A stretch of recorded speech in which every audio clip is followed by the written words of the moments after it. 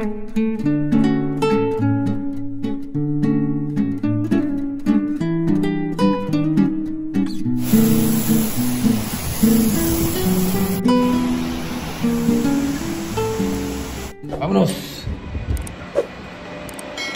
Ay, malungkot na balita. Hindi din tumagal yung ipinasok natin. And ayan ngayon si boss ko. Ayan si Tanner. Ayan. Nakita nyo sa likod ko. May ini-interview na silang bago na naman. Na I think Mexican yung ini-interview niya.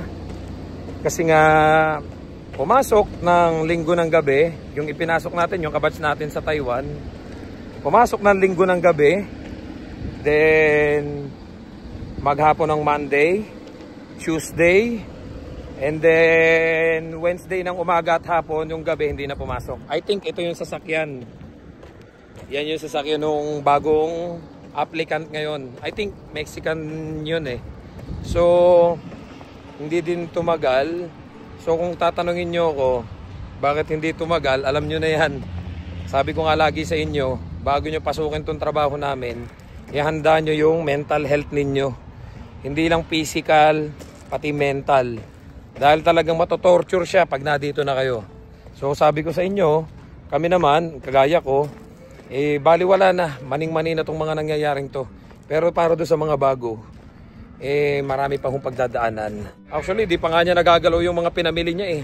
Iniwanan na sa akin yung groceries niya. Pero may usapan naman talaga kami. Kasi ang status nga niya, nasa ibang probinsya, hindi ko nababanggitin. So, ang status niya is seasonal. Marirenew naman siya ng December, pero yung trabaho niya is May pa. Matagal siyang matitenga, wala siyang income. And bago naman siya pumunta dito, pinaliwanag ko naman sa kanya, nag-usap naman kami. In-explain ko lahat. Wala akong inilihim. Hindi ako nag-sugarcoat. Transparent lang tayo. Kung ano yung sitwasyon namin dito. Sabi niya, sige bro, tatry ko. Pero ang plano nga niya, kung hindi mag-workout, at least may babalikan pa siya doon. Pero na-explain namin sa kanya, kung LMIA at LMIA ang habol mo, sureball ka dito. Kasi dito, sureball na 2 years working permit ka. Hindi ka gaya dyan na seasonal, 6 months lang. And then dito, pag may pathway to PR na, mag-apply ka na kagad. Pag naka-experience ka na ng 1,560 hours or equivalent to 1 year, mag-apply ka na kagad. Tiis-tiis lang. And ang isa pa, ang makakasama nyo dito sa bahay namin ay puro ibang lahi. So sabi niya, nag-iisa na pala ako dito, Perds, pag umalis ka. So hindi naman niya nakakausap yung ibang lahi. At saka ito yung pakikitungo na napansin ko dun sa mga bago na dumarating dito. Kagaya na lang nung ibang mga dumating dito na kasama namin, yung mga kasama namin dito na dumating na dinala ko. For example, yung kay Rex. Sabi niya habang nagluluto siya, nagme-make paste daw yung ibang lahi. Yan, itong mga lahing to. Nagme-make paste daw, which is sinisimangutan siya, nagdadabog. Ganon. Sabi ko, sa inyo lang naman nagagawa yan, sa akin hindi. Kahit nag-alisan na yung mga kasama ko at nagbahay na diyan, kahit ako na dito nag-iisa ako, hindi nila magawa sa akin yan. Kasi unang-una, nauna ako sa kanila. Pangalawa, pag may kailangan sila, sa akin sila lumalapit. Pero yung mga bago, ang ginagawa nila, nagme-make paste sila, nakasimangot, nagluluto ka, nakasimangot, nagdadabog. So parang may kasama ka sa bahay, pero para ka ding nag-iisa. Tapos, may time pa yung isa namin kasama dito na ibang lahi, o kung umasta, utos ng utos. Huwag mong gawin yan, alisin mo yan, mga ganon, parang bossing. So sa akin, hindi nila magawa yan. Yung pinasok natin na kabatch ko nga sa Taiwan, hindi pa nagdadrive yun. So sabi ko, tinanong ko sabi ko sa kanya, ramdam ko, hindi ka pa decided na dito ka na talaga. So kailan mo na pag-desisyon na wag nang tumuloy? Kasi nagulat ako Pagpasok ko kahapon sa kwarto, nag-message siya, sabi niya, bro, na-appreciate ko naman yung tulong mo, pero babalik na lang daw siya dun sa trabaho niya. So madami siya nasaksihan na ayoko nang sabihin sa vlog na to. Mas maganda kayo mismo yung maka-encounter. Many times ko na yung in-explain dito sa mga vlog ko ng mga nakaraan, kaya lang yung iba sabi, ba't sinasabi ko pa? O sige, hindi ko na sasabihin, bahala na kayo. Yung makukulit dyan na gusto makapasok dito, It's up to you guys kung anong desisyon nyo. Kung gusto nyo talagang tumuloy, tingnan natin kasi may ini-interview ngayon eh. Alam mo yung nakakahiya na rin naman kasi lahat nga ng pinasubok natin dito hindi tumagal. So magre-reflect yon. Sabi nga sa akin ni boss, parang lahat ng kaibigan mo mahihina, walang tumatagal So hindi na lang ako umimik, kaya nakakaano na rin yung mag-ano pa tayo, magre-repair. Kaya nga sabi ko, pakikiramdaman ko to kung ano mangyayari dito sa in-interview niya, kung tutuloy o hindi. Kapag hindi tumuloy to, kasi isa lang yung kailangan na hinahanap nila tatawagan ko tong mga nangungulit sa akin. So akyat muna ako guys at nag-aantay si Peanut. Tara, come.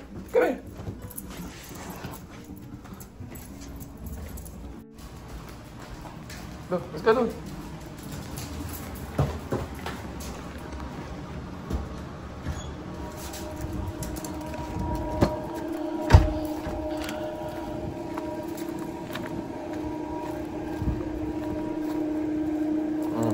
Pipina. Huwag malikot ha. Pula ikaw dyan. Alam nyo bang ang dami pa rin nagme-message sa akin na wala silang kaalam-alam na yung ipinasok ko nga is parang 3 days lang kasi Sunday night, Monday whole day, Tuesday whole day, and then nung Wednesday umaga hapon, then pagka-out namin nung hapon nag-decide siya na hindi na pumasok, nagpasundo na kagad siya, may pinsan naman siya dito sa Vancouver. So ito, basahin ko lang sa inyo para mas malinaw doon sa mga kababayan natin na nagbe-message sa akin. Sabi nito ni kabayan, Sir Perds, magandang gabi, musta na po, sana okay lang kayo. Nag-comment ako sa YouTube channel nyo, sabi nyo message ko po kayo sa FB. Baka need nyo pa po ng worker, baka pwede nyo naman po ako i-refer dyan. Sir, need ko po kasi ng bagong LMIA. Although 11 months pa po yung working permit ko, need ko na po kasi maghanap, pa-expired na po. Hindi na kasi ako in-renew na employer ko, sayang naman kasi kung uuwi ako. Sana matulungan mo ako makapasok dyan. Follower mo ako at alam ko ang sitwasyon dyan, okay lang kahit mahirap, kakayanin ko rin yan. Dito nga po, mabigat din ang work ko. Nakaya naman po, gusto ko lang dyan kasi may pathway agri-food pilot. Alam ko yung mga nangyayari dyan ngayon. Hingi lang ako ng tulong sa'yo at tatanawin ko pong malaking utang na loob sa'yo na makapasok ako dyan. Sana matulungan mo ako sa sir. Salamat, sabi niya ganon. Hindi po ito yung first time na nagpaalala ko sa inyo. At bago ko pinapupunta dito yung mga tao, ino-orient ko na sa kahihinatnan, sa dadatnan nila dito. Yung sitwasyon namin dito, nire-ready ko na, sabi ko i-ready nyo yung katawan nyo, yung mental health ninyo. Kasi bukod sa masasakit yung katawan ninyo sa umpisa, yung mental health ninyo dahil sa sitwasyon dito na hindi ko na nga sinasabi lahat. Dahil na-explain ko na to sobrang daming beses na. Paulit-ulit na ako para na ako sirang plaka. And then marami pa rin yung sasabihin na kaya ko yan. Kaya kong tiyagain yan para sa papel, para sa LMIA, para sa status, para sa pamilya. Lahat na po yung gasgas na sa akin.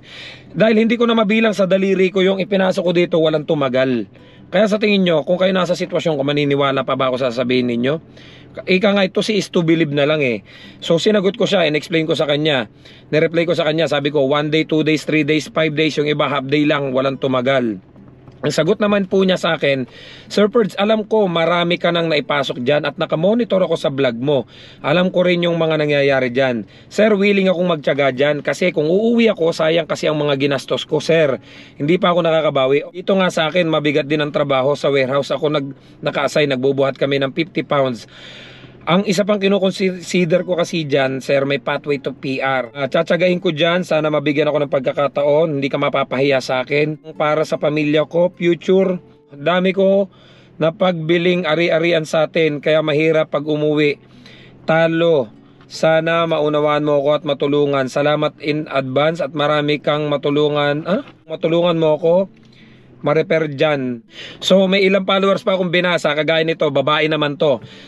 Perds, baka matutulungan mo ako. Yes, babae ako, pero kaya ko yan. Lahat parang kargador nga ako sa trabaho ko dito. Baka naman pwede mo ako matulungan, i-repair mo ako dyan, please. So sinagot ko uli siya, takot-takot na naman paliwanagan. Sabi ko, hindi mo alam yung sinasabi mo. Yung mga lalaki nga dito na ipinasok ko, ang lalaki ng katawan, maskulado, may experience din sa dairy farm, hindi din tumagal. Kasi yung mga pinanggalingan nilang dairy farm, merong 150 cows, 300 cows, manual sila dito, automatic, bakbakan dito. So sinabi ko lahat sa kanya, pero sabi niya, iba ako sa kanila, Perds. Kahit babae ako, kayang-kaya ko yan lahat. Hindi ka man maniwala, kaya ko talaga. Pero naintindihan kita. Sabi ko nga po sa inyo, ito pa ha, Sir Perds, nagmamakaawa na po ako sa inyo. Sana po mapansin nyo po ako, baka makapasok ako sa farm nyo. Promise po, gagawin ko ang lahat para di po kayo mapahiya. Matyaga po ako sa trabaho. Thank you po. Good evening po, kuya. Baka po mangangailangan kayong trabador. Pwede po ako kahit po 50 hours lang ang bayaran. Kasi student po ako right now. Pwede po akong mag-work ng 5 days. Malaking tulong na po pag nakuha ko ang accommodation dyan na 120 Canadian dollar. Thank you po. Sir Perds, good afternoon. Pasensya na po kung makulit ako. Need ko lang po talaga, etc. etc. Alam niyo po mga kabayan, kung talaga nakamonitor kayo dito, hindi ko na mabilang sa daliri ko yung mga naipasok ko. Alam niyo po yan. Kung papangalanan ko isa-isa, napakarami na walang tumagal. At hindi lang kalahi natin, even kalahi nila, pinasok na nila walang tumagal. Yung ipinasok ko ngayon, nag-start lang nung Sunday night, Monday, Tuesday, and then Wednesday nag-decide na hindi tumuloy. Bakit? Bukod sa naramdaman niya yung sakit sa katawan, actually inaalalayan pa namin yon. Nakapaglagay na ako ng 5, 6, 7, nakakaisang lagay pa lang siya. Inalalayan pa namin yon. So sabi namin, be ready. Kasi pag nagsolo ka na, sa'yo na lahat yan. So may nasaksihan siya ditong mga pangyayari, sitwasyon namin, na parang talagang sa tingin ko yun yung nagpabago ng isip niya. Dahil talagang kagaya na lang nung time na nakita niya mismo yung sitwasyon na may mga kasama kami sa trabaho na hindi nga nag-i-English. So nahihirapan siyang makipag-communicate kasi nga ikaw mag-a-adjust eh.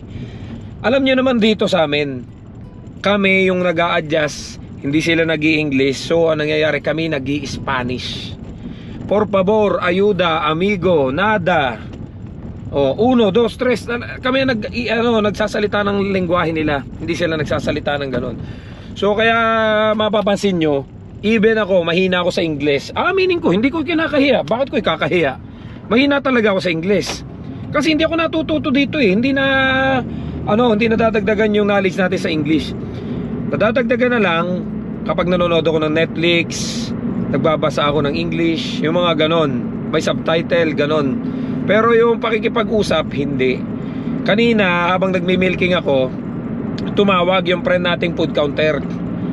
Nalaman kasi nila na hindi nga tumagal yung ipinasok ko, na babalik na lang ulit doon sa province kung saan siya nanggaling. So, sabi niya, ganun ulit. Kaya ko yan, pipilitin ko, ganang-ganan. Sabi ko nga sa inyo, gasgas na sa akin yung litanyang yan. Ayoko na talaga magpasok. Pero kung gusto nyo, kayong ni boss ang mag-usap. Sabi kong ganon.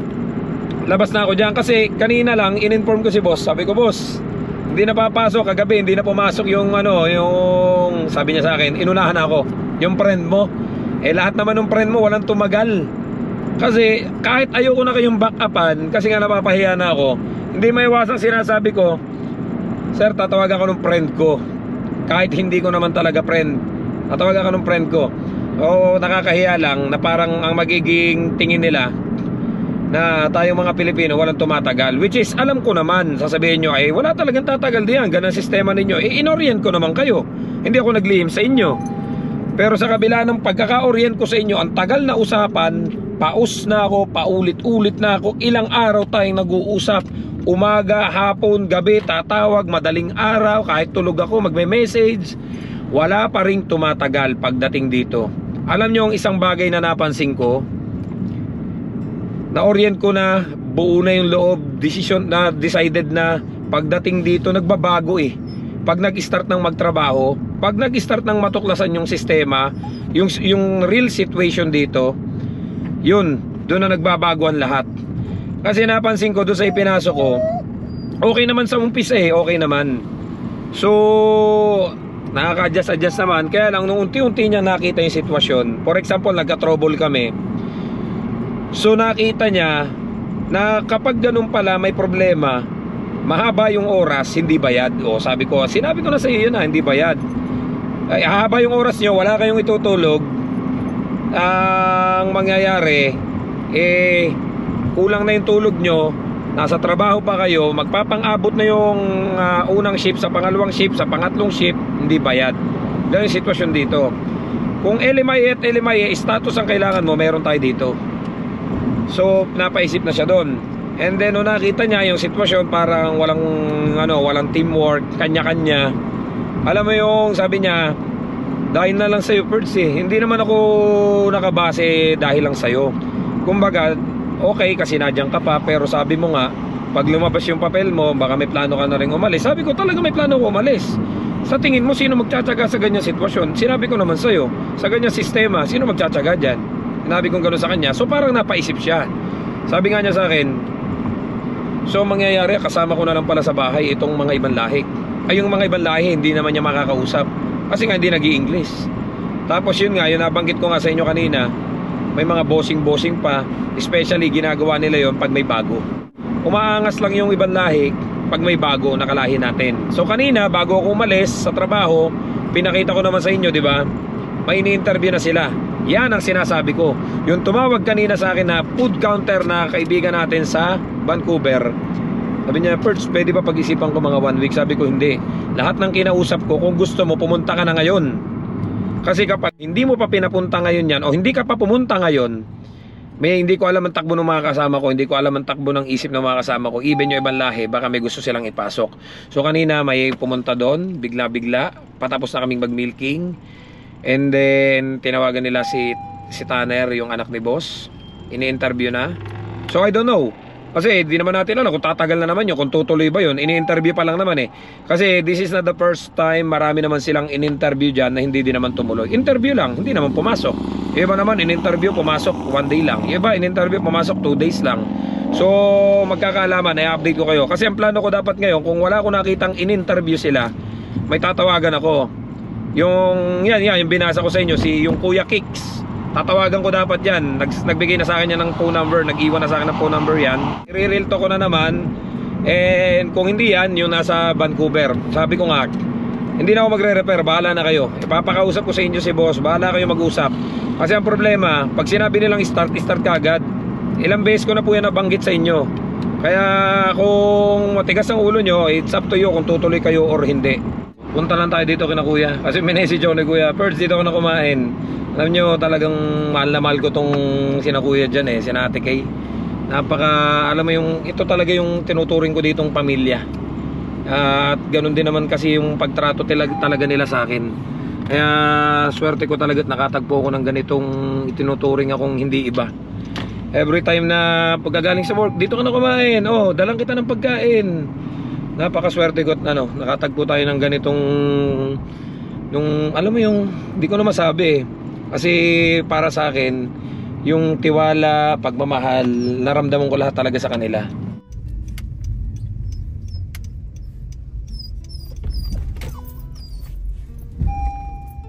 So dito muna tayo kina kuya. At nag-message kasi sa akin, dito na daw ako kumain. Sabi ko, kuya, may trouble kami kaya late na ako nakapunta. Naalala ko, ito si Peanut. Kasi naboboring sa kwarto. Iba dito kahit pa paano. Ayun, si Mochi oh. Ayun sa taas, si Mochi nag-aantay na. Iba dito kahit pa paano may kalaro siya. Kaya sabi ko, sige anak, tuloy na tayo kina kuya. Kahit pa paano may kalaro ka. Kasi yung dalawang aso dito ni kuya kasundo nito. Nakakatuwa lang talaga kasi kuya, kahit walang pasok yan, may pasok yan, lagi akong naalala niyan. Dito ka na kumain, kapatid. May pasok ka ba? Pagod ka? Kakaut mo lang, dalang kitang pagkain. So nakakatuwa at nakatagpo tayo dito ng tao na itinuring tayo na pamilya. So see you guys sa next vlog. Don't forget to subscribe, like, and share this video para kahit paano updated kayo sa buhay namin dito sa Canada. I-update ko kayo sa mga susunod na araw kung may available pa ba kami or wala. Hindi ko alam kung i-hire na ba yon or hindi pa. See you guys sa next vlog. Bye bye.